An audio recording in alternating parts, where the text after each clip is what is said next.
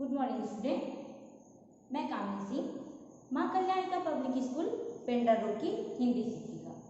बच्चों, कल के कालांश में हम भाषा लिपि ही पढ़ पाए थे और हमारा व्याकरण बच गया था। तो बच्चों, आज हम व्याकरण के बारे में पढ़ेंगे कि व्याकरण किसे कहते हैं। बच्चों, किसी भी काम को करने के कुछ न कुछ नियम जरूर होते हैं। जैसे हम सड़क पे चढ़ते हैं तो सड़क पे चलने के भी कुछ नियम होते हैं, जैसे लाल बत्ती में रुकना और हरी बत्ती में चलना। उसी प्रकार भाषा के भी कुछ नियम हैं और भाषा के नियमों का ज्ञान हमें व्याकरण से प्राप्त होता है।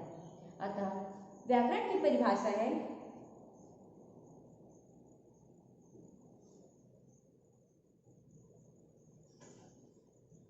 व्याकरण की परिभाषा है भाषा के शुद्ध रूप का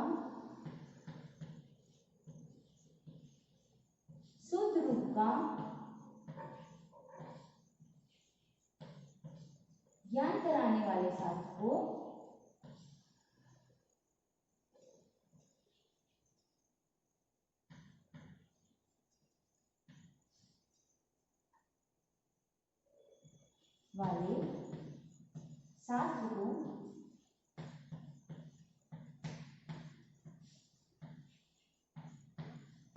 व्याकरण कहते हैं।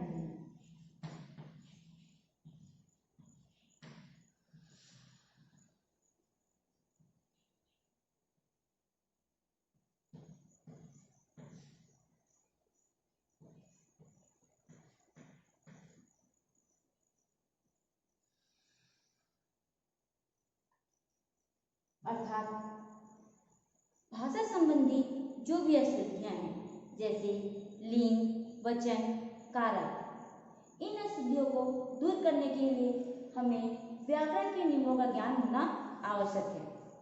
व्याकरण के नियम जब हम जान लेते हैं तो हमारे भाषा में जो भी अशुद्धियां हैं वो दूर हो जाती हैं। उदाहरण के लिए लिंग संबंधी अशुद्धि है राम खाती है, तो राम खाती नहीं है, राम खाना खाता है। तो जो ये अशुद्धि है, इस अशुद्धि को हम दूर इन्हीं व्याकरण के नियमों के आधार पर करते हैं। तो भाषा के शुद्ध रूप का ज्ञान सीखने के लिए, भाषा के शुद्ध रूप को सीखने के लिए हमें व्याकरण के नियमों की आवश्यकता पड़ती है। व्याकरण के 3 अंग होते हैं। व्याकरण के अंग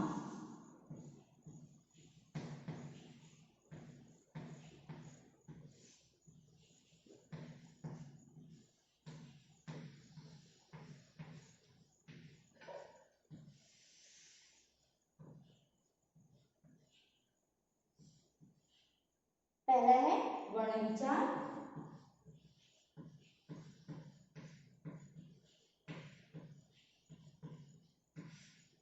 दूसरा है शब्द विचार,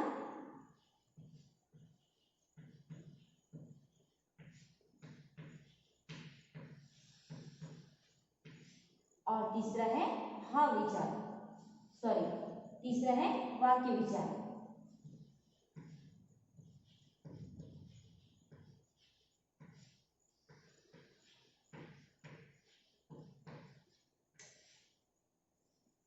बच्चों, वर्ण विचार, शब्द विचार और वाक्य विचार, ये तीनों व्याकरण के अंग हैं और इनके बारे में हम पाठ 2 में पढ़ेंगे।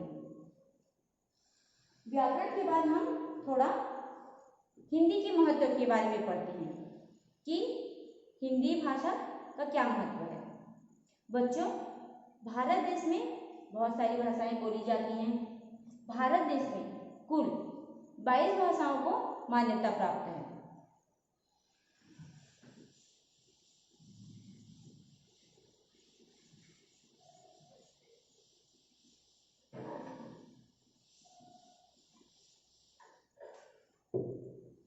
हिंदी का महत्व,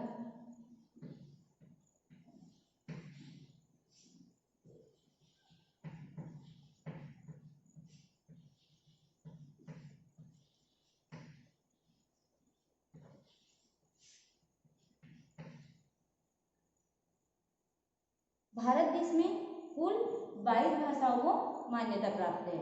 अलग अलग राज्यों में अलग अलग भाषाएं बोली जाती है, परंतु भारत में अधिकांश लोग हिंदी भाषा बोलते हैं। इसलिए 14 सितंबर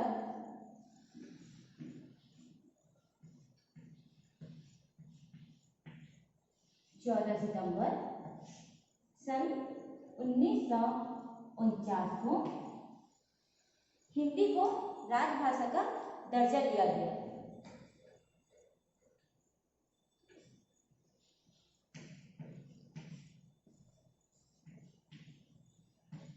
हिंदी को राजभाषा का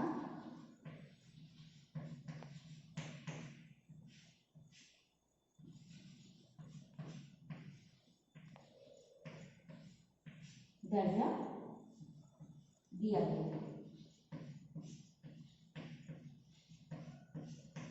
इसीलिए प्रतिवर्ष 14 सितंबर को हम हिंदी दिवस के रूप में मनाते हैं।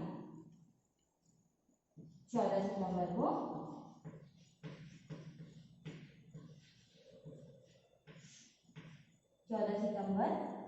हिंदी दिवस के रूप में मनाया जाता है।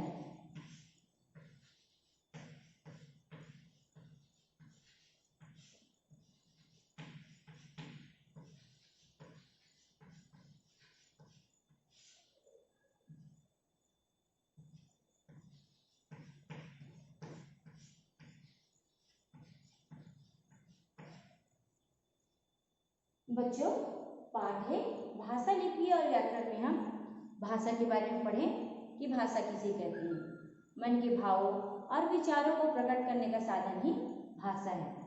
फिर हम लिपि के बारे में पढ़ें कि मुख से जो ध्वनियाँ निकलती हैं उसके लिए जो हम लिखित चिन्ह का प्रयोग करते हैं उसे लिपि कहते हैं। फिर हम व्याकरण के बारे में पढ़ें कि व्याकरण वह शास्त्र है जिसके द्वारा हम भाषा के शुद्ध रूप का ज्ञान हमें प्राप्त होता है। और अभी हम हिंदी भाषा का महत्व देखें कि 14 सितंबर सन 1949 को हिंदी को राजभाषा का दर्जा दिया गया है। इसीलिए प्रतिवर्ष 14 सितंबर को हम हिंदी दिवस के रूप में मनाते हैं। बच्चों, अब हम अभ्यास करते हैं। बच्चों, हमारा पहला प्रश्न है रिक्त स्थान भरिए। क है हम खाली स्थान के द्वारा अपने विचारों का आदान प्रदान करते हैं। लिपि की भाषा, तो हम किसके द्वारा हम अपने विचारों का आदान प्रदान करते हैं?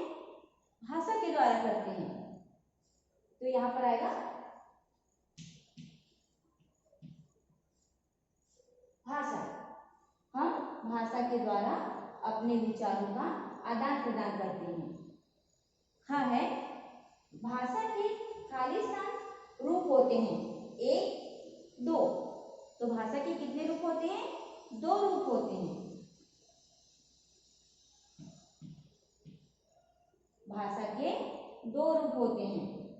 तीसरा है जब हम लिखकर अपने विचार दूसरों तक पहुंचाते हैं तब हम भाषा के खाली स्थान रूप का प्रयोग करते हैं। तो बच्चों, जब हम लिखकर अपने विचारों को एक दूसरे तक पहुंचाते हैं तो किस माध्यम से पहुंचाते हैं? किस साधन द्वारा पहुंचाते हैं? मौखिक रूप कि लिखित रूप? लिखित रूप।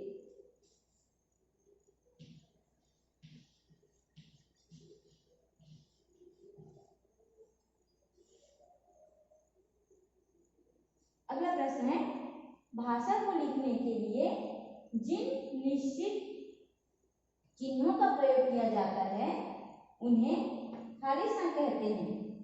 तो उन्हें वाक्य कहते हैं कि लिपि कहते हैं? तो भाषा के लिखने के लिए जिन निश्चित चिन्हों का प्रयोग किया जाता है उन्हें लिपि कहते हैं।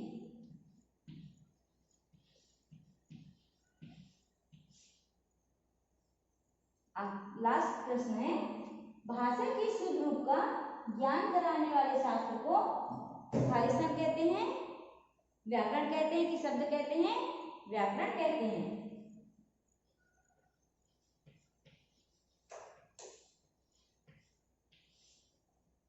बच्चों, इसे आप लिख लीजिए और घर में अच्छे से पढ़िएगा। Thank you.